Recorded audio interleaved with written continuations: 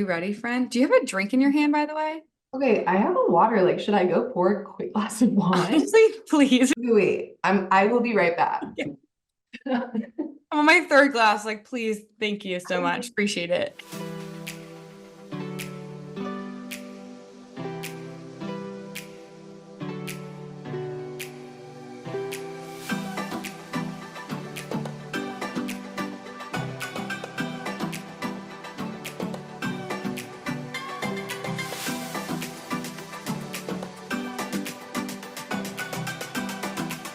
Hello, hello, and welcome back to Girl We Gotta Talk. I'm your host, Elena Diggs. Welcome back to another episode.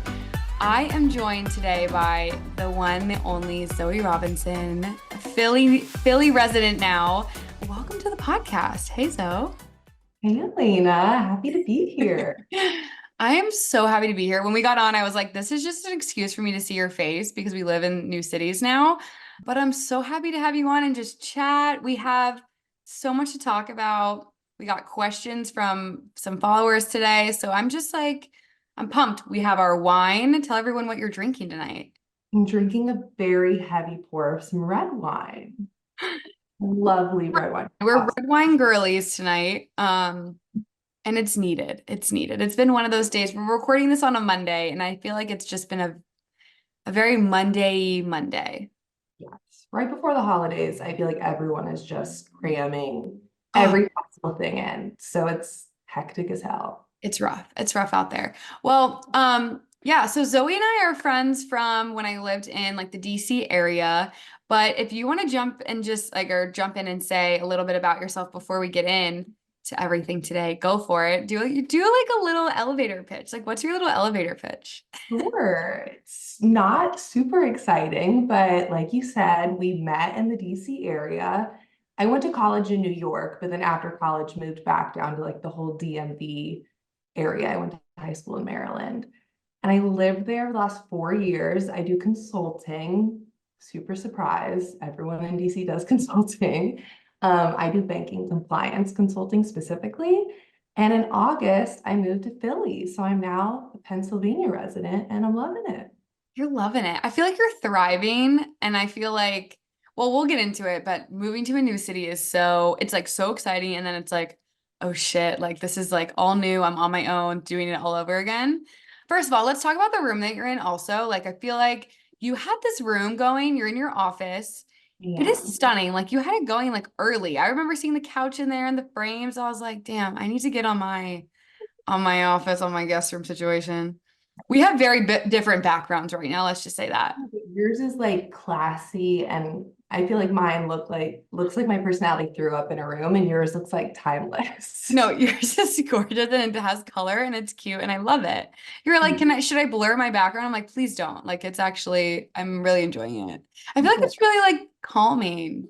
Yeah, so we moved, I live with my boyfriend and we were living in a one bedroom and we both work from home 24/7. So we were in one bedroom for a whole year in DC. Crazy. That was a nightmare. Love living with my partner, but both working from home in a one bedroom was horrible. So now we have a beautiful three bedroom, so I get like a dedicated office. Totally. And I was like, if I spend most of my time in my office, like for better or worse, I'm kind of a workaholic. And I was like, I want it to be 100% me, 100% like a place that energizes me if I'm going to spend so much time there. So Yeah. and my dance and my art, and it's like somewhere that I like being, which I It's moved in. happy. It's very happy. It's not like stale, like you're going to your office job. It's like, oh, this is my happy place. That's the vibe I'm getting from it. Yeah. And 100%. also I feel like it's nice when you're on work calls and people can like see your personality behind you. You Yes. can really like tell who a person is based off of what they have on their shelves and like what's behind them in their Zoom room, you know? Yes, 100%. And I think it also like helps foster relationships in like a hybrid environment. Like if you work with someone who works in a different country or a different state and you never see them, if they can see a little piece of you, like I work with people who have their favorite sports teams flags up in the back or like little things about you, I think it does help like working in a remote environment feel a little bit more connected to the people that Yeah. you're Oh my God, yes. Now I'm like, damn, I just work from my kitchen table most days and it's just like a blank background, but maybe I should like move around a little. Like sprinkle in a little Give the Elena. people what they want. Yeah. Yeah, Oh my exactly. gosh. Okay, well, let's actually talk about the workaholic comment because I feel like you are actually no, let's back up. I want to just talk about how we met before we get into everything. But I do want to address the workaholic comment because I think that's a big part of your personality is your job, which is not like that when I think Zoe, I don't think like your job. I just know that like you're so passionate about work, like you're very like you take it very seriously in a good way. Um, Mhm. and I feel like these days it's hard to find out there. How we met, I think is so funny now. Really? Actually, no, no, it's not. It's not funny now, but it's like a cute story because It's we fine. it's so funny. Okay, so we met at a party. Was it Rachel's birthday? I believe at Brixton? Yeah. Yeah. Yes, yes, yes. Okay, so at this point, this was like 2020 or 2021? 2021. Fine. 2021. Okay, so we are celebrating our friend Rachel's birthday. Rachel's been on the podcast multiple times. You guys probably know her by now, but we were celebrating her birthday at a bar. We had like rented out this whole space. At this point, I hadn't moved yet to that area. Like I was still living like with my parents at this point. So I was like finally getting to meet like all of their friends that they have made in the DC area, like getting to celebrate Rachel. And Zoe was at the party, and Zoe comes up, and I think the first thing I said to you was like, "Oh my God!" Like we were all dancing, and I Yeah. was like, "Oh my God, are you a model? Are you a model for real?" Zoe for like visuals is what are you 5'10"? I'm 5'11", like I'm pretty tall. 5'11", 5'11". She's a tall girl. I'm also a tall girl, but like Zoe's tall girl. I was And also I'm wearing heels and I never wear heels. And this party, I was probably hitting like 6'1", 6'2" vibes. just a ginormous model in front of me and just looking like a dime. I'm like, oh my God, Rachel is friends with a supermodel. Like, what the fuck? So I was like, oh my God, I literally, and I meant it so seriously. And to this day, I like stand by this comment. I was like, are you a model? And you're like, I love you. You're so funny. Like, no. And I was like, I'm not being funny. Like, you're stunning. Like, you're so tall. You're so beautiful. Like, what? I'm Elena. No, that's you were like, "Are you a model?" And I was like, "Are you a comedian? Because what are you talking about like You're like, this?" shut up. No, and I was so serious about it. And I thought you were just like such a fun time. Like you were so nice, like just so outgoing. Like, and then from that point, obviously, like we were all kind of like hanging out after that. It's been so fun. Like you're such a like you're one of my favorite people, Zoe. You're so fun to hang out with, so fun to just like throw into another group of people that like you don't know. I feel like you have the personality to just go. You know how to talk to people. You are always just, I don't know. I love it about you. Thank you. Well, Yeah. all the same to you, Elena, like immediately when I met you, not just because you thought I was a supermodel, but just because you are like the warmest, kindest person with like really good energy. I felt all the same things about you You were like, immediately. you're so flattering. I'm keeping you around. No, literally, please and keep Tell me asking. I'm a model every day. Yes, no, literally, let's never stop saying that story. No, it's my favorite story. I'll tell everybody. Um, no, but it's been so fun since then. Like I feel like it was really nice too because when I moved to Arlington and lived with all the girls, they had already sort of like, started the friendships and they had this big group of friends and I was coming in as like the new girl, which like I haven't been before. Mhm. And it was honestly so nice to like just go right into a friend group, meet all these new people. It was so fun. We had so much fun in that what was it, 2 years? I loved Yes. it. I want to go back. And you came in like and made the biggest impact already. Like my boyfriend met you before I got to meet you. And I remember he Yes. told me, he was like, "You need to meet Elena. Like she's your kind of girl. Like you're gonna love her." So like everyone Oh, was a fan of Elena from the very beginning. I love that's so nice. I know. I feel like it just worked. It was nice. I really like that time of our lives. I'm never gonna forget. I've talked about it all the time on this show too, but like I have emphasized this so much about like really trying to cultivate friendships in your 20s and like live with girls if you can, like have that like time of your life because it might not even happen or it's just gonna fly by and you're gonna be like, crap, like now I'm an adult. And I already feel like that a little bit because now, and you probably feel the same. It's like you go from like, well, you were living on your own for a bit, but it was like your space, your time, your friends. now we live Yeah. with a partner and it's not a bad thing at all, but it's like, okay, things are a little different. Like there's two of us. Now it's like a little bit like slower, Yeah. but I feel like that time was just so fun. Like I want to go back. I completely agree. I have a little brother who's 24, and I was just telling him like the amount that you grow up from like 23, 24 to 26, 27, to me, it feels like a decade. Like I know it's only a couple of years, but like your priorities and like what you're looking for, and like at least for me personally, like I feel like I'm 40 right now. And like 2 years ago, I felt like I was a baby. Yeah. So I do think like that is such a fun time and I cherish it so much because you're right, it flies by. Even though we're still in our 20s and we're still super young, things just like change so quickly.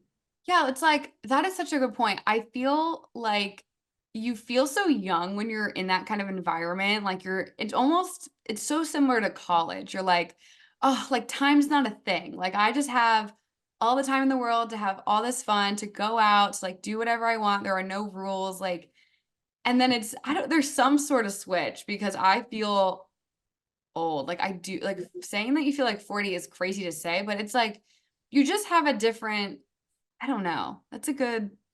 It's like a different energy. I don't know what it is. Like even like the things that we do are a little different. Like now when we like host people, we do way more like game nights where like with cocktails at home than we do like staying out till 4 a.m. It's like we have our friends over. It's just like a different Yeah. vibe a little bit.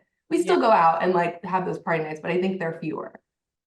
Yeah, they're fewer and far between, but I also feel like the game nights and the having people over is also such a fun part of this age too. Because I Yeah. love to host, I love to make like food and like drinks and like I don't know, have people over at my in my space. Like that's also fun, but it's different than like going out and staying out till 2, 3 a.m. and then getting Taco Bell and hating yourself in the morning, which I'll do any day. I'm not saying I would Oh, do it.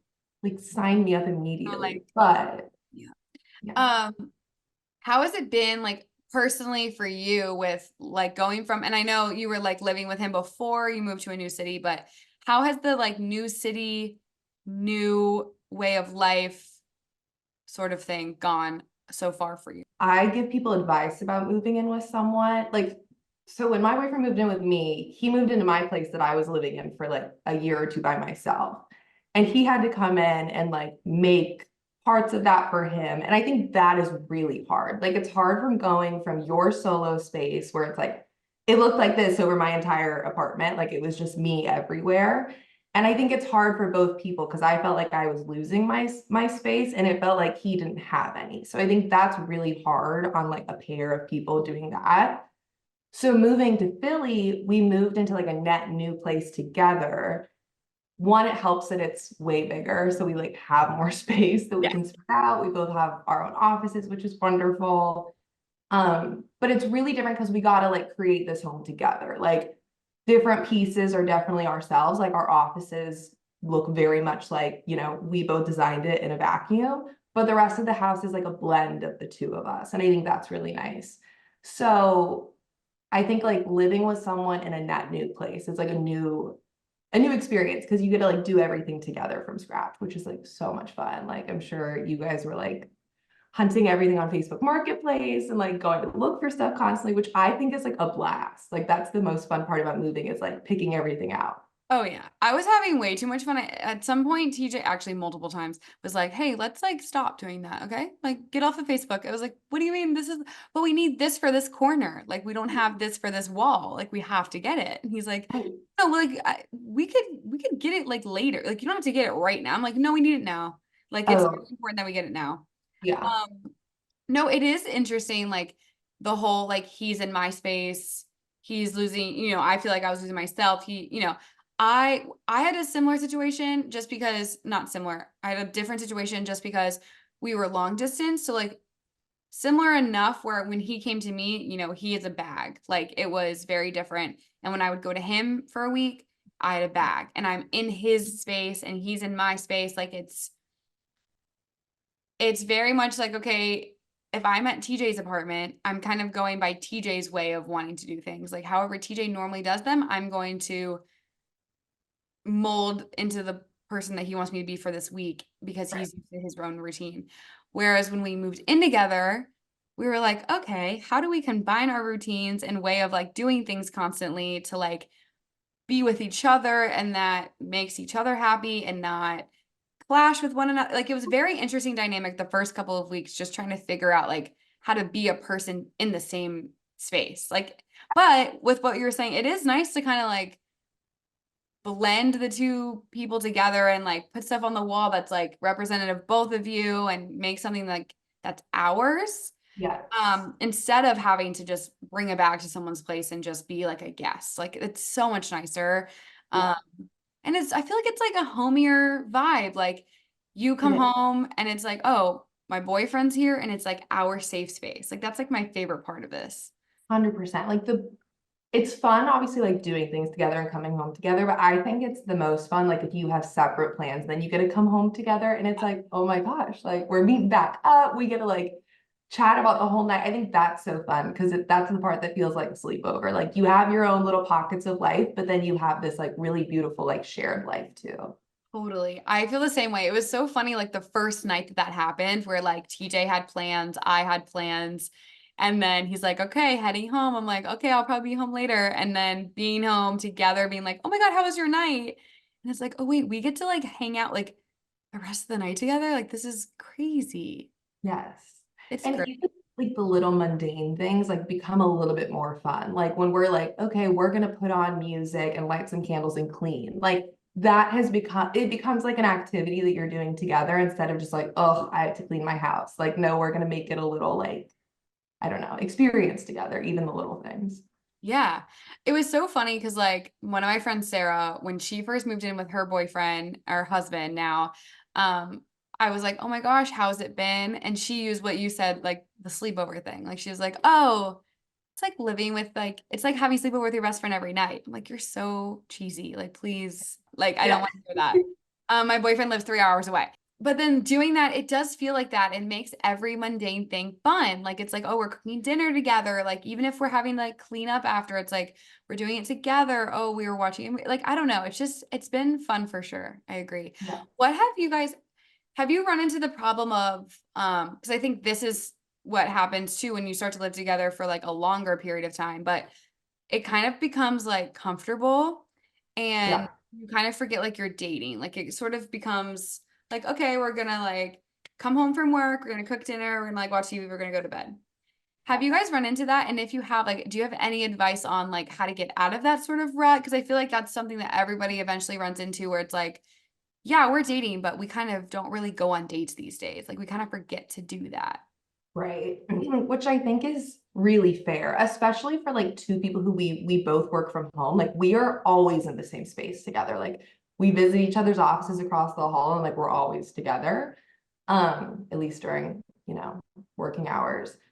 I would just say you have to be really intentional. Like we try to do one like unique date experience a week because like going out to dinner to me is fine, but like it's dinner. Like that's not like a really fun, memorable, like special experience. Not that you're gonna have like a special experience every single week, but we just try to do little things. And I think that is even easier in a new city because like everything's new. Like you have so much to experience together. But I just think being intentional, like making sure, like over the weekends, we usually kind of figure out like who has plans different nights and what nights we're going to be together and what we can do. So as like cold as it sounds to like kind of have a calendar each week, but like know when you're going to be together and like know what special thing you're going to try and do like that week or however often you're able to do that.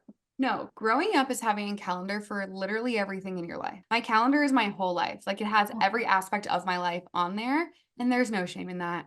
I like your idea of having unique dates instead of dinner because dinner can just be dinner you can have dinner every night. Right. What have you guys done so far that's like been fun? Like that you like stood out?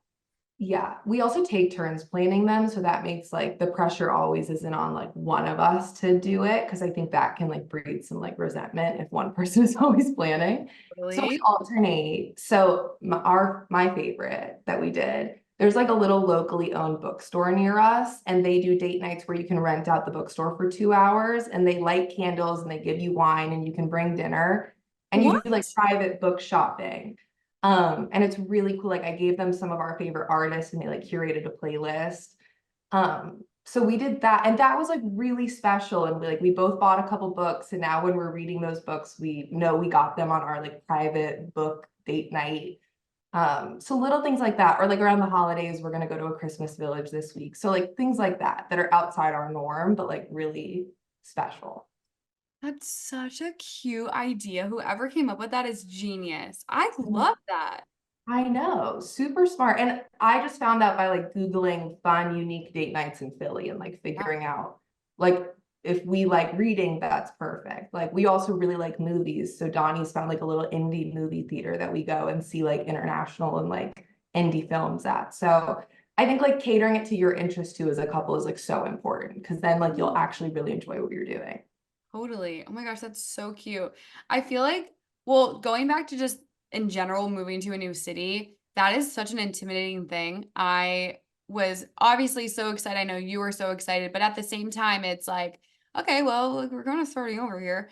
And like me, making new friends and like doing activities like that, I think is such a good way to meet new people too.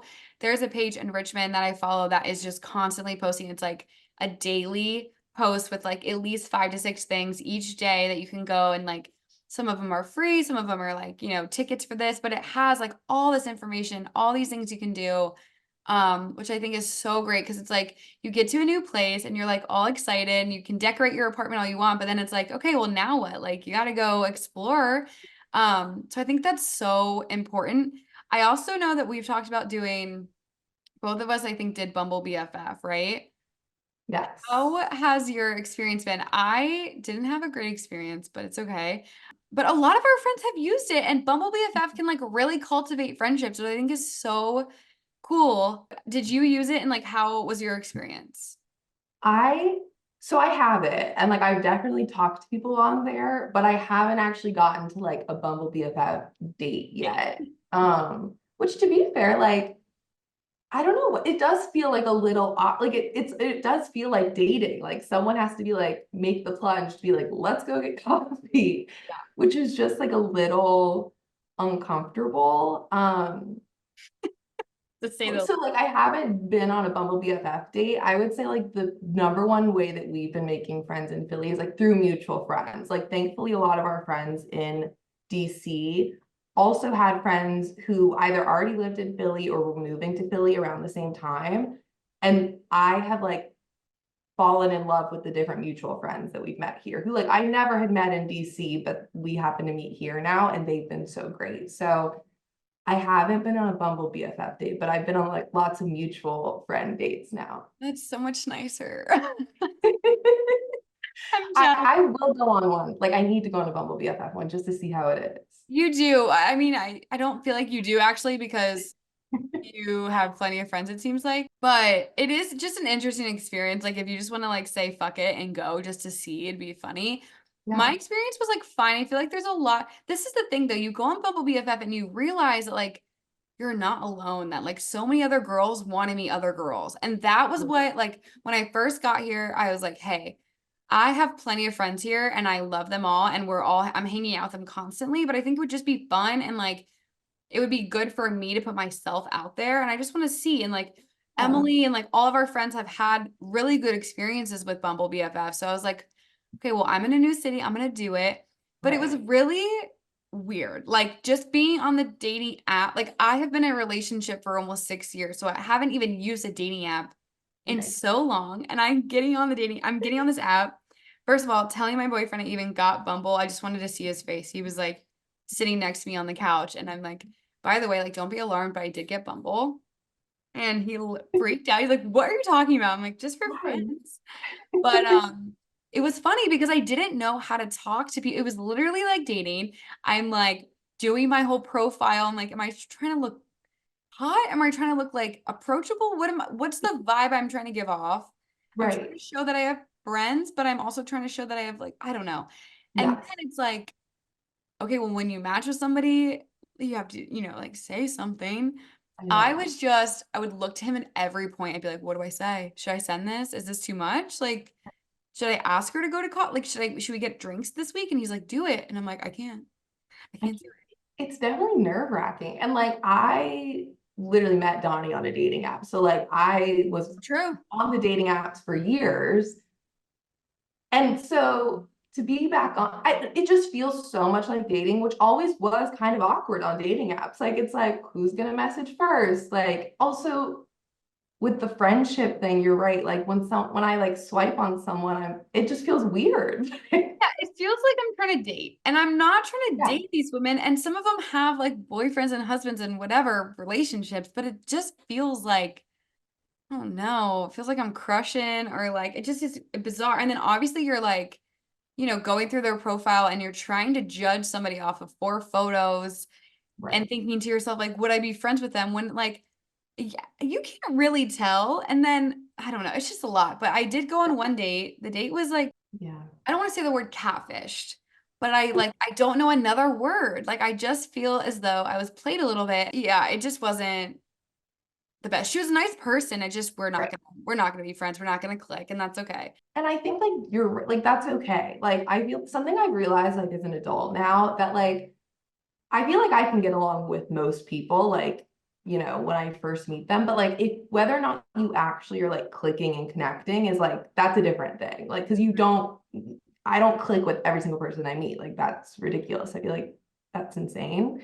So I feel like that probably happens a lot with Bumble BFF. Like just wasn't a guys aren't BFFs. It's okay. Yeah. I also feel like with that, when you get older, you realize that you don't have to be friends with like 45 people anymore. I Yeah. think when we were younger, you always just like think I want to have the big friend group where everybody's hanging out all the time. There's a bunch of us. It's like, yeah, but at the same time, I'd rather have like 6 close people in my life that I trust with my life, that I know are going to have my back, that I know I can open up to, than I have a group of like 40 people that like are more acquaintances.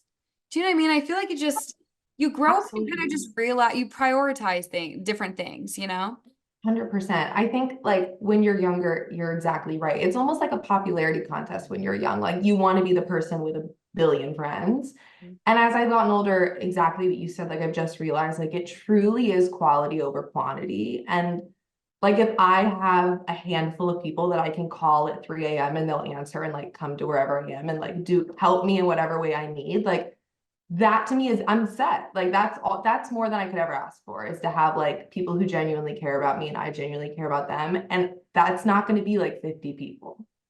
No, it's not going to be 50 people for sure, for sure. Okay, something that I want to talk about is Mhm. we are big girls trips girlies. I feel You- like going on our little trips has been so crucial in all of our friendships. Like, yeah. even though we all lived in the same area and we were going on these trips, there is just something about going on a trip and like the bonding that happens on these trips. We have gone to a couple of places together and done like little things here and there, but we are planning a new upcoming trip in like for next year. Um, Mhm. I'm super excited about because it's gonna be warm and I just need that. But I read something recently that was like, there is something, and I wish I brought it to this recording, but there is something so beneficial about having a girls trip because it does something for you like deep down. There's like some crucial, beneficial something that happens to you when you get back from a girls trip. Um, and I don't know what it is or if it's like I'm describing this so poorly. Hey guys, jumping in really fast because, God, listening back to this recording, I am kicking myself that I didn't actually bring any of the information I was trying to get across to this recording with Zoe. But I think I've mentioned this a few times, and I'm just sick of hearing me not actually know the the information. So I really wanted to share because I think this is really important as women. Okay, so what I had read originally and what I'm talking about right here and stumbling over my words for is that girls trips are super super crucial, so good for your health. So, one study here shows that hanging out with your friends can release oxytocin, a neurotransmitter known as the love or trust hormone, and more oxytocin is released when you're with your girlfriends. And obviously, that can make you feel happy. You can be, more trusting. There's another study shown where a researcher found a link between friendships and someone's happiness and health across their lives. So, good friendships actually contributed to their overall health. So, the older adults who felt strained in their relationships were more likely to experience chronic illnesses, while those supported by their friends were actually happier. So it just says surround yourself with people that can make you live longer. Really, is the goal here. That having these girl friendships or just friendships in general, they can extend your lifespan. Results show that those with strong social relationships had increased chances of survival regardless of gender, health, and age. So those without the strong relationships were at a higher risk of premature death by 50%. So basically, take your relationship seriously, take your friendship seriously, and reduce the risk of, well, dying, I guess. I don't know. This is wild. I knew what I was talking about. I just didn't have the stone cold numbers and the facts and more information to like actually explain myself. So I wanted to jump in and actually give you guys something worth listening to. So I guess the moral of this episode is find your girlfriends, plan some trips, focus on you, focus on your overall health, and have just the time of your life. Okay, back to the podcast. But we have like had some of the best times on these trips. And I think something that our age our age range kind of goes through is like everybody wants to travel these days, but not everybody has the means to do it.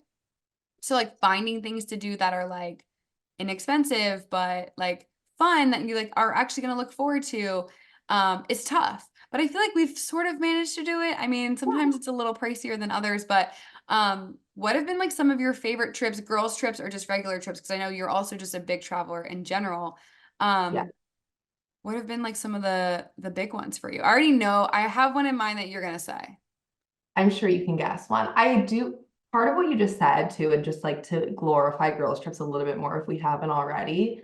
I think like what I like so much about traveling with like my girlfriends is that you get the whole spectrum of the people you're traveling with.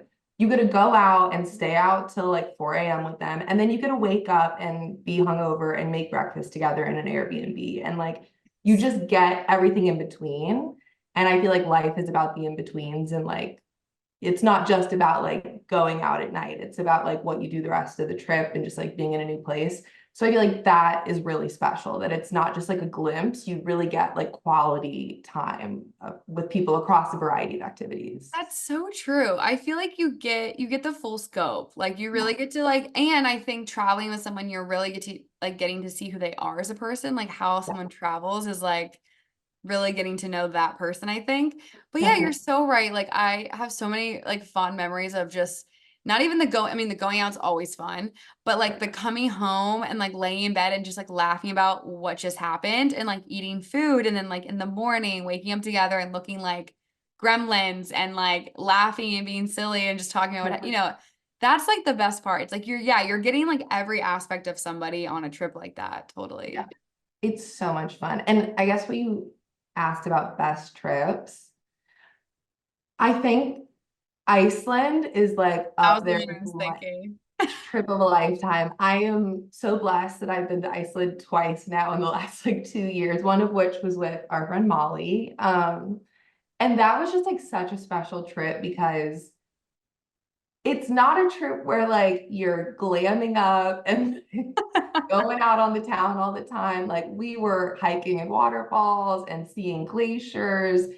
And it was truly just like a breathtaking experience. And then we still just got to like chit chat and hang out in our hostel and make like tons of cool friends from across the globe. Like that was really, really special. Yeah. Um, Iceland's beautiful. Everyone should go. It's like my number one recommendation for places for I'm people who so mad I couldn't go when you went with Molly. Like I remember sitting on the couch. You guys had like your Excel sheets of just planning the trip. And I was like, yeah, I'm gonna come. I'm coming with you. Like, oh, painful. But it looked gorgeous. Yeah, you got to go again with your family. Are you going back a third time? I think you said you wanted to, right?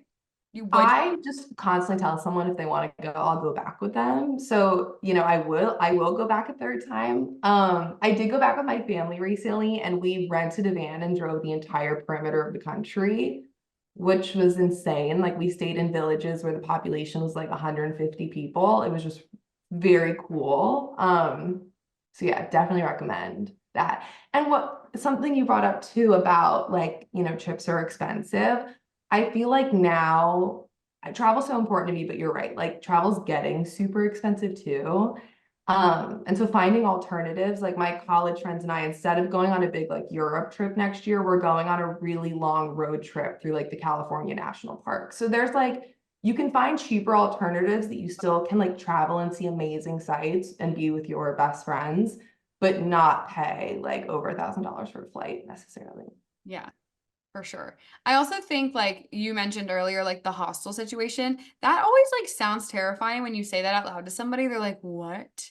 But I feel like there are good situations. Like I feel like especially you and Molly have really like found ways to like not break the bank. And that's one of them is like find Yeah, situations where you're not like spending all this money and it's a safe enough situation where you're not like worried for your life. Um, and I feel like that's also there's always like ways to do it. And something that I feel like is really resonating with me lately is every time that you like talk to an older person, like if they're 40, 50, 60, 70, 80, they always say like travel now because so many people, it seems like, waited until they could like quote afford it or right. until they retired. And then when they're retired, like maybe they have health problems or maybe they can't afford it like they thought they were going to be able to or like their partner passed away and now they like don't want to travel alone. It's like there's so many things that could happen that like traveling now is just the better way to go. And then I feel like also when you Right. have a family, it just puts things on pause. Like just a lot harder. Yeah, we may not have all the money in the world right now, but like we definitely have the time. Definitely. And I think this, like you said, once you have a family, like your priorities change and your flexibility becomes not great. Like if you have kids, Different. yeah, a little bit different when there's a Yeah. baby involved. Yeah, I think it's so important to travel now. And like I think when you travel now, like traveling for me, like is making me more intelligent and more aware of other things in the world, like things that I didn't understand, like seeing how different people live in very different parts of the world and just different parts of the country is so important to be like a well-rounded, like empathetic, intelligent adult. So traveling in your 20s, like you're just setting yourself up for success to be like a better human being moving forward. It just gives you a fuller perspective of everything. Like I think, especially for me, I fun fact about me, this might shock a lot of people, but my first time on a plane was when I was going on spring break my senior year of college. Um, did you know that? I didn't know that. Dude, it's actually not a fun fact. It's a really sad fact. But I'm like, fun fact. Crazy. No, so crazy. Just because, well, not to throw her under the bus, but my mom it doesn't isn't a fan of planes. So growing up, we always, if we were going on a trip, we always drove. Even if it was like a day and a half of a drive, we were gonna drive. And my whole life, I was just like, I want to go here, I want to go here. And now that I can like, I have some freedom, that's all I want to do. Because I just feel Yeah, like when you go somewhere, you take so much with you back. Like you just learn so much about people's cultures, like you said, like you just have a bigger perspective on life. And then I feel like, I don't know, life's so short. Like why just live in the one place? Like there are so many people I know that just like have never done any of that. And sometimes it's financial reasons, but sometimes just because they don't feel like doing it. Like that doesn't interest them. But I'm like, life is so short. This world is so big. There's so much that we don't know. Like just go have yeah, fun. Like go beat bop around. right. I think it is so important, like you said. I think traveling is so important. And if you can, living in other places is really important. Like growing up, my family lived in California, Oregon, Texas, Ohio, and Maryland. So we pretty much lived like both coasts, middle of the country. Like we saw most of it, and my whole family's from Arizona. So growing up, I feel like I got to see like the way of life in a lot of different parts of this country. And even though it's all one country, life is like really different in different areas. Like life in the desert is completely different from the Northeast. And I think that just gives you a better appreciation and understanding for people like across all backgrounds if you can see where people come from and like experience that to some degree, whether it's traveling or like living in a new place. I think that's really beneficial. I feel like when we were talking when we both moved, because we both moved like right around the same time. Yeah. We were asking each other like how everything was going.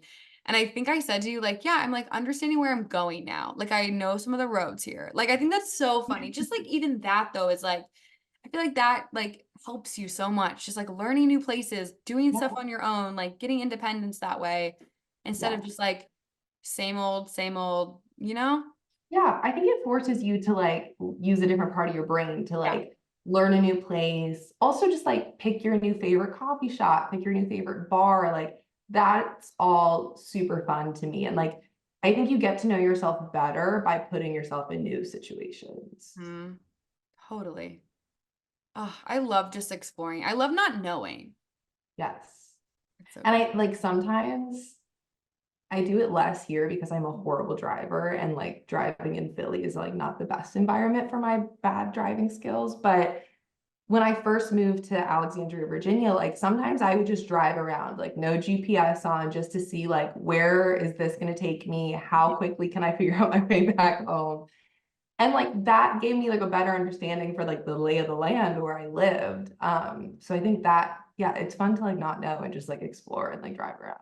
Zoe, I did the same because the first like 2 weeks I was like pulling out my ways, pulling out my maps, like every single time. And I wasn't even going that far. I was like, you don't, bitch, you don't need this. Like just Right. drive and figure it out, find it, like look around. And that's how I started knowing like or like remembering roads was Yeah. because I wasn't using my map.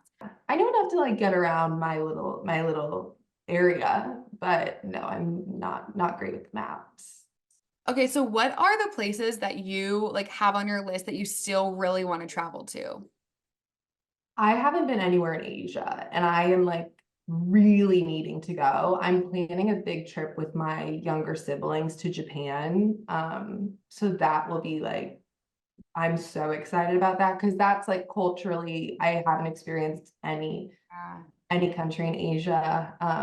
It's also so far and the flights are a little pricey. So like that is why I haven't been there yet, but definitely want to go to Asia. That's like next on my list. That would be amazing. Me either. That's also, I feel like I would love, Yeah, Japan would be sick. I've heard such good things. same. My little sister went to Korea for 2 weeks this year and she was like, it's the safest place I've ever been. That's like one thing about traveling, especially as like a young woman. Like I think you do have to be like mindful of safety and like staying in hostels. I think it's great. You just have to be safe. Something about like Japan specifically, like Tokyo, or like I know at least certain cities in Korea, like they're really safe, which is so valuable as like a young person traveling too. Oh, that's like the one thing that it gets people. It's like traveling. Would you ever do a solo trip? Have you done a solo trip? No, I haven't. I don't know if I would because I love being by myself. Like that's one thing. Like you said, I lived alone before Donnie moved in with me in Virginia, and I love being by myself. I love having alone time. Like I really crave it and I need it. Yeah. Um, but I am like such an anxious. As much as I travel, I definitely am anxious when I travel. And I think like having someone else with me, whether it's one person or 10 people, like allows me to breathe easier and just like be a little bit less nervous. So I don't know. I also just like love the bond of like sharing a trip with someone. Yeah. Like I've thought about doing a solo trip before, but I think a big part of traveling is the people I'm with. Like I Yeah, really enjoy experiencing something with another person. Like I definitely. think it is, there's something to say about doing stuff on your own. And I love just like a solo coffee date or like going to dinner by yourself and like that kind of stuff. But I feel like for big trips, it is cool and it's badass if you're doing it by yourself. But for me personally, I'm the same way. I feel like I just need somebody, at least one more person to do it with, you know? Right. Yeah, like I think the closest I've ever been is doing like I've traveled for work by myself, like without my team, Yeah. like going somewhere and then like doing things on my own, like in Charlotte or like somewhere like that. And I like that, but it's just not as fun. And maybe that's because I was going for work purposes, or maybe that's because I was by myself. But I don't know. It's not top of my list to do a solo trip. I really like going with other people. Yeah, totally. So, kind of going off of that with work, you said at the beginning like you're a consultant and everybody in that DC area is basically a consultant, Yeah. which is just kind of the running joke. But I feel like and I kind of briefly said this at the beginning of the podcast, but you are somebody that even when we are on these girls trips, even when we are taking like the Thursday to travel, like you dedicate so much time to your work. You take it so seriously. You're so good at it. I feel like you're so respected in your workplace. Like you're just running shit. Um, it's super admirable. I feel like these days it's really easy, especially for people that work remote like you and I. It's so easy to just like get into the complacency of it and just go through the motions of wake up, log on, do your job, don't care about it, log off. But I think there's something to say about someone that really takes it seriously, is really working up in their company.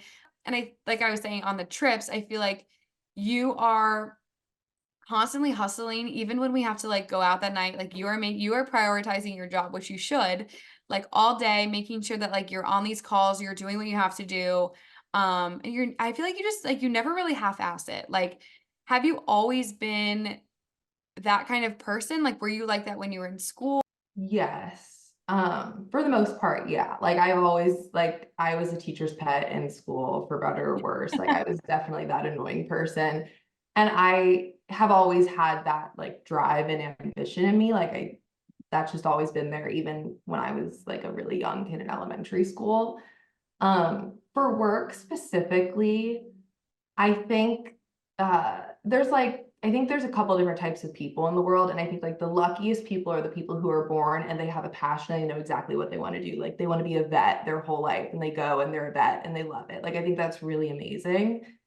And then I think there's people who really like being good at things and like succeeding, and I fall into that category. Like Mhm. does banking compliance wake me up in the morning and like would I want to do it on Saturdays and Sundays? Maybe not. Like it's not the career I dreamed of since I was a kid, but I found something that I'm really good at and I really love the people I work with and I feel like really valued where I work.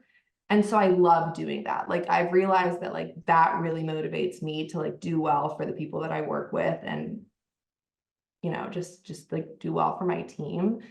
So I'm definitely in that category that like, is work my number one passion? No, but being successful and like financially independent and really financially secure is. And I think that's really like what drives me. And I'm just a perfectionist, so that like feeds into all of that.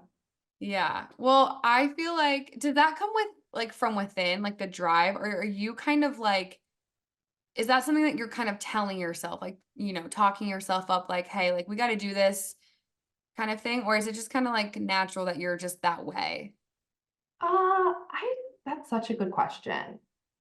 I don't think it's like something I tell myself like, hey, you need to like succeed. I do think it's pretty just like internal. Mhm. Um, So I think it's both. Like there's days where obviously like I feel burnt out because like I do feel like I am willing to work a lot, which can be tricky to like draw boundaries. And I think that's something I'm getting better at as I get older to draw better boundaries to like have that stronger work-life balance. Mhm. Um, but at the end of the day, like because it gives me so much energy and I feel so good when I'm doing well at work, like it kind of like the effort pays for itself. Like if I'm working so hard and like getting so much out of it. Um, so I guess it's kind of both. Like there's times where I get burnt out and I'm like, all right, get through the day. Like, there's a reason. But for the most part, I feel like I'm pretty like internally driven to do that. Yeah, I love that. I also really like what you said about like, because I'm also very envious of the people that have that passion and are born with that, and then they go that route and that's their life. Like that, the whole vet example, I'm like, damn, you're so right. Like I thought of like five different people of like, that Yeah. felt very easy for them. I'm happy for them and their endeavors. You know what I'm saying? Yes. I think there's something to say though about people that, and I think a lot of people fall into this, is sometimes you just got to get a job that pays the bills, that you work hard at, that you stick at. And it's maybe not like something that you're super in love with, but like in your case, you're really good at it and you know what you're doing and you're respected in your workplace. And it doesn't mean you hate it. Yeah, absolutely. And I think there's like a balance there, right? Because not even though like I like work and like you said, I don't fall into that like group that's like, this is my passion, I would do this for free. Like there's a reason why it's called work, right? Like we don't always do it on the weekends. Like there's an element to like, there's a reason you get a paycheck for doing certain, for doing a job. But something that a mentor told me when I first started my career right after college was that like try even on the bad days and even on the days that it does feel like this is very much work and I'm not like getting enriched by this, find one thing, like one thing. It can be 1 second, it could be an hour, something that happened that day that like you liked at work, because that's what will keep you engaged in your career. Mm. And I like really took that to heart. And even if it's the smallest thing of like someone pinged me something on Teams and like complimented how I did in a Zoom presentation, or even if just like my client and I get to talk about our weekends and we really connect and I like really enjoy that conversation, like whatever it is, I try to find just one thing, even if it's the tiniest like little thing, or even if I like just love a PowerPoint slide I made because I love doing that, or like I love an Excel report I build, like I'm a nerd, I love that stuff. So even if it's just like the tiniest thing, if you can find one thing you like a day in whatever you do for work, that makes it feel more like a career than just a job. Totally. I love that advice. Okay, well, with that, we did have some questions come in, and one of them is about work. So I wanted to ask you. They said, in a work from home job, how do you structure your day with balancing breaks with work? No, it is. It's definitely super hard because I feel like you can get in a grind where hours go by and you realize you haven't moved from your desk. So I totally get it. It's definitely hard. I think it just helps to if you're going to work from home, like most of the time, I think it's really important to structure your living environment, like that's conducive to like give you breaks, if that makes sense. Like in my office, like in a corner, I have a little tea station where I can like make hot tea and get up and like I Ooh, have some pictures of I can like take a second, even though it's in this room, like I'm not really leaving, but I can step away from the computer, make a cup of tea and like sit on my couch for like 5 minutes. And I think that's really helpful. Or I can like walk across the hallway and like bug Donnie and like talk to him and like have some face-to-face interaction. So I think like setting up your work from home environment to like one, make it a place you like being, and two, make it a place where you can easily like move around and have flexibility and take moments to yourself. It makes it easier. So that for sure. One other piece, I haven't started doing this, but I just heard this advice from someone I work with. In the morning, she goes for like a 10-minute walk just around her block. And in the afternoon or in the evenings after she's done, she does that mm, because she said like part of working from home, you lose that commute where your day is like bookended and you like feel like there's separation between work and life. So if you force yourself to have a little 10-minute walk commute, it feels more like you have like a distinct work versus life time in your day, which I think is really nice. And I want to start doing that. yes, I love that actually. I used to really prioritize like a walk during the day. Especially living in Arlington, I was just like, I need to get out. I lived in the basement, which sounds scarier than it was, but It's so um nice. I worked and lived in the basement. So I was just constantly like below ground like all day, and it was just dark and cold down there. And so I just like I needed like an hour, 30 minutes to an hour to just like get out. So if that was like before or after work, I would take it. But these days I'm just like now I have a puppy and I'm just like going in and out, just like let him pee. And I'm not getting those walks in these days. But that would be really nice to just end it. And like I like the note of like a commute, just to like feel like, okay, the day's been wrapped up. Like I'm on my little walk right now. I'm gonna go home and like work is done. Because that is the tough part. And like I feel like we've talked about this, you and I before, of like you can work a little later just because you're home and you feel Yeah, like, well, I could keep going because I'm like already here and like I'm in the grind of it. But it's right. like there's got to be some point where you just cut yourself off and you're like, you have to give yourself a little bit of time. Uh, Mhm. and like the work is going to be there in the morning, Yes, so absolutely. easy to get wrapped up in it. Yes. And ultimately, I mean, unless you're like a doctor or a nurse, like I have to remind myself sometimes, like I'm not saving lives. Like whatever it is, most of the time, like if you talk to your team, you can like, figure out a balance that will work for you. And like ultimately, you're not saving lives. Like you're right, it'll all be there in the morning and you can handle Wait, it then too. it can wait. Yeah, totally. It is hard. I feel like I was just talking to TJ the other day actually, because there's a like co-working space nearby.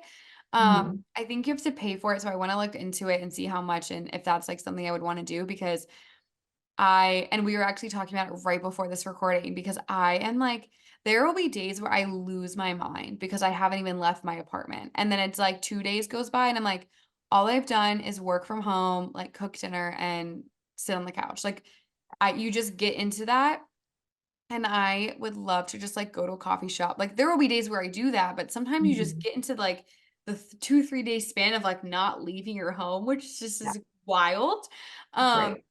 and I think it's good to just like refresh. And that's even just like taking some time for yourself. You could still be working, but it's like, no, put on a cute outfit, go to a coffee shop, like do a little you time, maybe go like run an errand or two after just for fun and then like go home, like, and then go back to work. But like Yeah. taking little time for yourself, switching it up during the day is always really good. I feel like it helps like just with mental health too. I completely agree. And like when we first started working from home, because I used to travel every week for work, which was like a completely different animal than working from home 100%. But like getting up, sometimes I just feel better if I like get up and like blow dry my hair and put on like some mascara. Even if I'm gonna work from home, like it feels like I took that extra time for myself and then I can start work. So that, yeah, those little things, like you said, like getting ready, that can help. You know what I hate? Because okay, I hate wearing jeans. Um, but if I put on like a real outfit, I feel like a real person. I don't know. I love like right now I can't even talk. I'm in like a sweatshirt and leggings and fuzzy socks. But when I have like a real outfit on and I like, for instance, like go to the coffee shop and have like an hour at the coffee shop and come back, even when I'm back, I'm still super productive because I feel like I'm like a real person and I have like a real responsibility. Like there's Yeah, something about like just feeling like you again and that just kind of gets you like remotivated. I don't know. I yeah, feel like we're going off topic now. Not really. But I feel like it just helps with the overall like workflow. yes, I completely agree. Okay, someone else asked, how do you keep up with your friends in different states/cities? That's such a good question. All of my best friends are long distance. Like I have really good friends in Philly now too, but like my long-term best friends have been long distance for years. So I feel like I'm super familiar with that. And I think you have to figure out what works for different people because I know there's some friends of mine who are like, I never text, I'm never on my phone. I'm someone who like I like to text. Like if I have like four friends that I talk to every day, we will text every day and like FaceTime at least like once or twice a week, if not every day. Yeah. And even if it's super quick, like just like calling and being like, hey, how's your morning? Like, how are you doing? I think that makes you just feel really connected, like when you get to see someone's face, even if it's through a screen. So I would say just like figure out what level of contact works for both people who are living in the different places. And then also like prioritize trips. Like I think it's so much easier to like be long distance friends if you can plan the next time you're going to be together and it gives you something to look forward to. And like I have one of my best friends lives all the way across the country in California and like I feel like we have to be intentional about like planning a trip every single year. You I can hear heard that. that one. I heard that one. Someone's drag racing on my street. It's Um, actually Donnie with the Ninja Creamy. He's going to town on the dairy-free sorbet. Um, but yes, I think like if you intentionally set time to where like, okay, we're only going to get to see each other once in person this year, but like let's start planning it so we can get excited. That also really helps. I love like, and I think our friend Molly always says this, but like she loves having something to look forward to. Molly is the queen of just like making a trip to like be happy and like she knows something's coming, so she's happy. But I completely agree. I think like it is interesting because everybody has different levels of communication and what they're good at, what their like strong suits are. There are literally some of my friends that like if you call them, they don't answer because they're like, I don't like talking on the phone. Like you're such Right. a freak. Yeah. But everybody's different. Everybody has, whatever. But I'm like falling really short of this. I feel like lately I've just been in my own world. Like we just got a puppy, so I feel like my whole world has been flipped upside down. You're a And new now I'm like mom. becoming a human again, where I'm like, okay, wait, I really need to be like more intentional about like what or like how often I'm keeping up with my friends. And I also Mhm. think, especially with my friends that are like from childhood and like really long time ago that are super like that are long distance, I think it's really nice when you, especially when I get this too, but when I think of something or if I see something that like reminds me of that person or like there's a Facebook memory, even if it's like ugly and stupid or random, I will make an intention to text or like call that person and be like, "Oh my God, look at this. Like made me think of you, like made me think of that one time that we did this." Just and then that starts a whole conversation, but it's like reminding your friends that like you're still there, I think is super important because it's so easy when you're living in different places to just feel like you're just by yourself. You don't have anybody around you. But like to remind them like, "Hey, no, wait, I'm here. Like we're Yeah, still good. Like everything's good." Um, absolutely. I think that's really important because it gets hard. It's so Yeah, sad when we're all like separated. 100%. And I feel like the older we get, the more you see that. Like the more I have, like people Mhm. are always moving. So I think it becomes more and more common. And I think exactly what you said, like when I get a text from someone, even if I don't talk to them regularly, like when I get a text, it's like thinking of you today makes my whole week. So I feel like you said, I've tried to start sending more of those because I feel like I'm constantly thinking about people, but I never like put pen to paper or like my fingers to the text and actually tell them that. You're So I gonna think, write me a letter, Zoe? oh my God, I will. When I when my family first moved from Ohio to Maryland, I was in high school and I used to handwrite all of my friends in Ohio letters. And it's like I still have letters that people wrote me. That's so Um, cute. Not that we're all going to be pen pals like constantly, obviously, but it is really sweet. Like Well, whether there's it's yeah, I have one friend that does that still. That she will text all the time, but Mhm. she went to the Navy and she when she first was like a plebe there, like that first summer, all she had was a pen and paper. They didn't like allow her to have phones anymore. So she Mhm. would just write to me. And then like every now and then I'll just get a random letter of like, "Hey girl, like love you," like a cute little I'm like, she's so cute. That is so, so sweet. Like Like I that. have enough stationery. I should be doing that, you I know? know. I like definitely impulse buy cute stationery that I never use. It's perfect. Totally, totally. I also think one other thing with long distance friends is like if a friend is important to you, like you need to advocate for like your friendship and what you want out of it. Like I've had like in the last year, like I've had friends that are my closest friends, but like we just get in a phase where we're not talking as regularly. And I've told my friends that, and like I'm really candid and like very transparent with them, like, hey, I feel disconnected to you because like we haven't been talking. And it's so crazy of like it just like advocating or like expressing how you feel, like it makes everyone feel better. And it's like, oh, I felt the same way. Like, let's figure it out. Like, let's figure out a day to FaceTime. And like you can really like correct things super quick if you're just like really honest with your friends about like what you want and what you want, like to give them and what you want to receive, I guess. Yeah. I love that. I feel like it's really easy to not say anything in that kind of situation and just like let it go. And then it's like, well, damn, I haven't talked to my friend in like 5 months. Mhm. Um, I think that's really cool of you to do. I feel like it's really important to set the boundary of that, of like, hey, like we need to be friends that are like saying how we feel. Yeah. This is how I expect you to be a friend to me, and this is how I want to be a friend to you. Like setting those boundaries and like communicating that. I think like we put so much emphasis on communicating in relationships, but people forget to communicate in actual friendships. Yeah. And like friendships are like one of the most important things in life. Yes. The people that you And have surrounded or the people that are surrounding you in life, what am I trying to say? yeah, yeah. The people you surround yourself with. Yes, are like the most important thing in your life. Like those are the people that like sculpt you into the person that you are. And those are the people that have your back and vice versa. Like they're just so important. So like creating that like safe space between the two of you, I think is so important. That's so cool that you do that. Yeah, I need to be maybe better about that. I've started doing it more. I mean, I hate conflict. Like I'm very anti-confrontational in general. Like So I'm like, damn.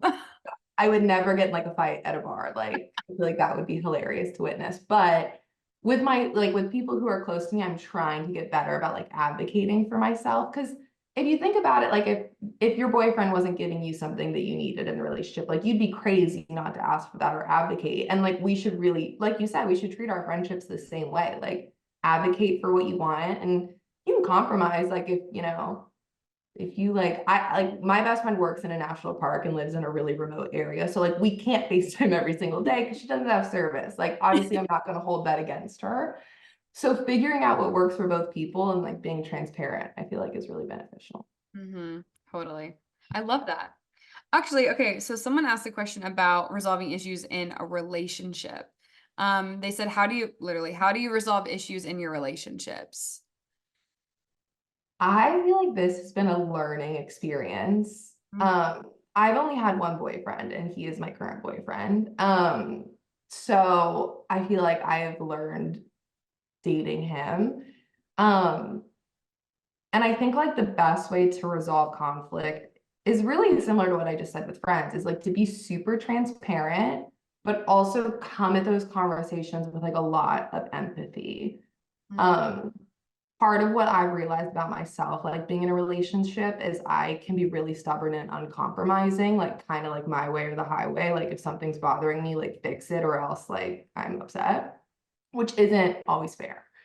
You obviously need compromise in relationships. So trying to like understand that and still like advocate for yourself, but understand like this is their first time living life too. Like you need to have a little bit of grace and empathy for your partner, even when you're upset with them, I think goes a long way.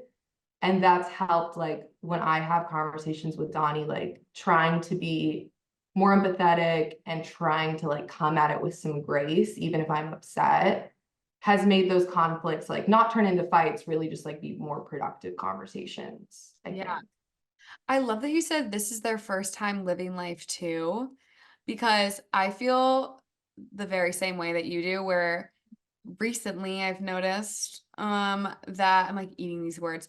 Recently I've noticed that I am sort of that way too. It's like I have sort of a vision in my head of like how things should happen. And if like it sounds brattier than it is, but like sometimes I have an idea in my head of like how things should happen or how someone should act. And if it's not really exactly to that way or to that Mhm. like standard, then like I'm getting upset about it. But like I haven't communicated that to the other person. So it's like like he didn't do anything wrong. You know what I mean? And he's living Yeah. his life too.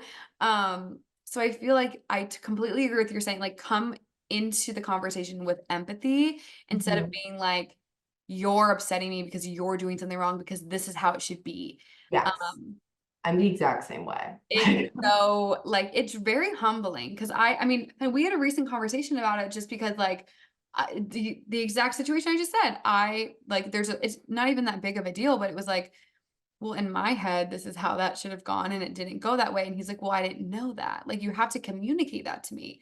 And then Right. maybe I'll do those, and it's like, oh, okay, no, for sure. Yeah, no, Let's right. take It my can be mind. so easy.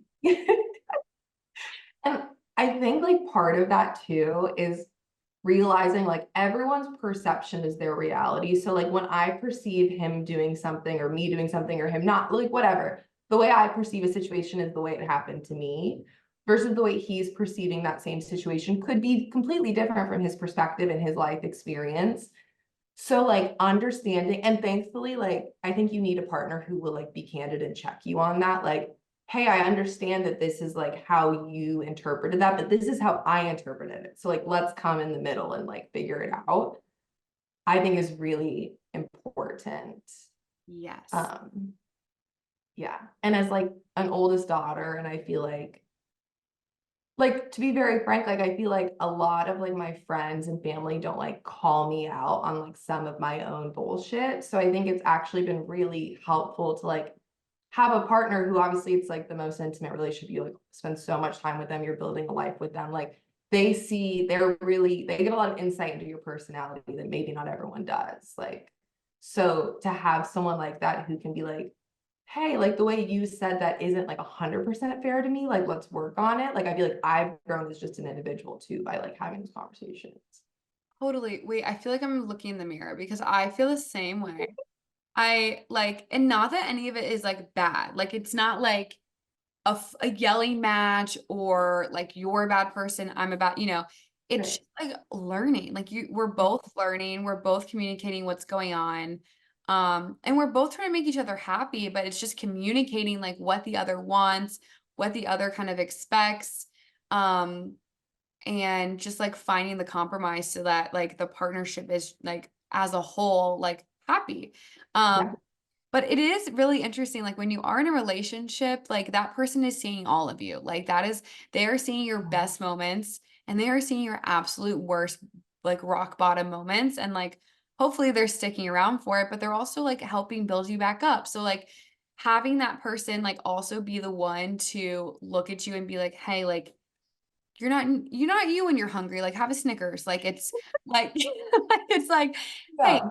you know, you said this a certain way, and this is how I took it." And for me, I'm like, "Oh, I didn't know I said it in that way." Like, and then having, like, a grown-up conversation about it and not letting it get to a fight. Like, I don't think TJ and I have ever had, like, like, a screaming match. It's always just been like Right. a, "Hey, this is how I'm feeling.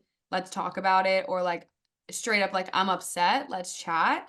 And I think that having that line of communication in a relationship is super important. That's the only way you'll be able to, like, resolve any issues. 100%. That helps. So, and I know everyone fights differently, like, but same, like Donnie and I don't have screaming matches, and I think that's like a huge benefit that like you can work through things more calmly and collectively, like if you're not screaming at each other.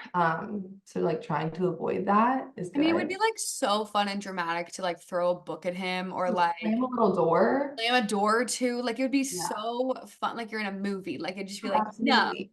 Yeah. door slam," but, you know, it's Not super productive, but yeah. And I think like what you said about your partner seeing all of you, like for better or worse, I think a lot of times our partners are people that we take out like other emotions on. So like when I know like literally last week I was super anxious and stressed about work. And unfortunately, there's only one person in this house who's gonna like, look at me the wrong way and rub me the wrong way, and that's gonna come out a little bit and some totally. attitude towards him. And I think like having someone who's like, hey, I get you're stressed, but like I know you're not trying to like be mean to me, but like listen to what you just said. And like playing it back for myself, like, I don't know. I think it makes you a better, like more mature adult by like having like honest conversations about like, you're right, I didn't mean to like, yell at you about loading the dishwasher the wrong way. Like I'm just late on a deadline. Like it's fine. I just have a lot of shit going on. Yeah. No, it's super humbling, like, it really is, it's like, you're just being checked all the time and not that, like, that's a bad thing, it's just like, "Wait, hold on, yeah." No, for Right. sure, like, someone's just holding you accountable, and, like, you should also be holding them accountable, and it's a Right. two-way street, but yeah, it is funny how that happens, huh? Because they are just the one and, like, they're your sounding board too, like, they can be the person that builds you back up, but they could also just be the person that you have to spew everything out to, like, I'm the same way where, like, there will be some days where I'm super anxious and, like, "Sorry, bud, he's the only one sitting on this couch next to me, so he's getting it." Like, I gotta talk to him about it or I'm gonna explode, you know what I'm saying? No, So 100%. And I think that's like what is like so good about relationships ultimately is that like they see all of you and they're choosing to like stay through the bad and they love you through the bad. Like that's like my favorite part of like a really or whenever we like get in an argument, I do like the most annoying thing in the world, but I'm like, all right, let's clear the air. And then like we reset and just like have a moment where we're like not in a discussion or a disagreement. And it's like so beneficial to just be like, we handled it, we got through it, and like we're getting through it for a reason, basically, because we want to be together. totally. Oh, this has been so fun. We have more questions, but I feel like we've gone too long, so I want to like let you go. I know Donnie got a Ninja Creamy, so like if you have like a dairy, like a little snack for you waiting, like I want you to have it and enjoy Oh my it. gosh, I know I need some raspberry sorbet downstairs. Oh my God. This has been so fun. This is just honestly an excuse to see your face because I miss you so much. But I know we're planning a girls trip right now, so I'm so excited. Gotta buy my flight probably in the next couple days because Girly Pop's gonna miss it.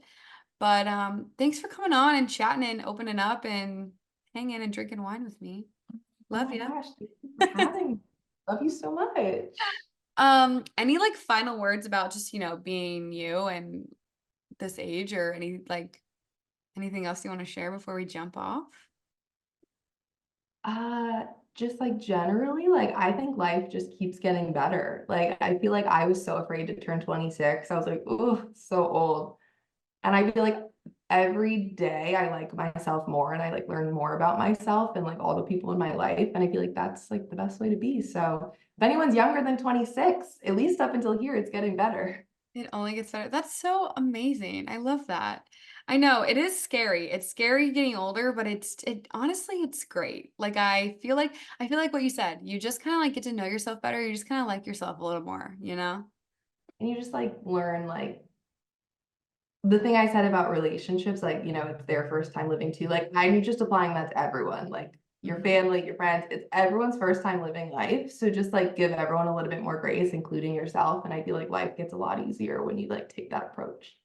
Love that. Put it on a quote graphic. I love that. Perfect. I'll put it on a sweatshirt for our girls' trip. Oh my God, should we get matching hoodies?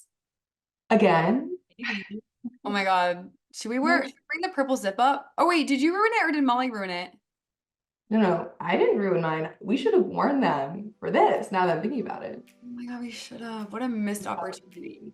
I know. Could have gotten an Aerie sponsorship. I'm working on it. I'm working on it. Next time. You're just gonna have to come back. It'll be great. Perfect. I'll come back anytime. Yay. Okay, well, thank you so much. This was so fun. Of course. Thanks, Alina. Yeah, thank you guys for listening. See you guys next week. Bye. Hey guys, thanks so much for listening. Be sure to subscribe to Girl We Gotta Talk on Apple Podcasts, Spotify, or anywhere you get your podcasts.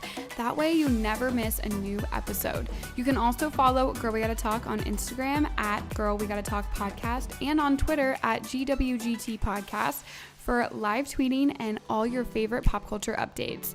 If you want to watch full episodes, check out Girl We Gotta Talk on YouTube and find all of your favorite episodes over there. If you liked today's episode, head over to Apple Podcasts, hit the 5 stars or leave a review and let me know what you thought. I seriously love hearing your feedback. It really means the world to me. Thank you guys again so much for listening. Talk to you guys next week. Bye.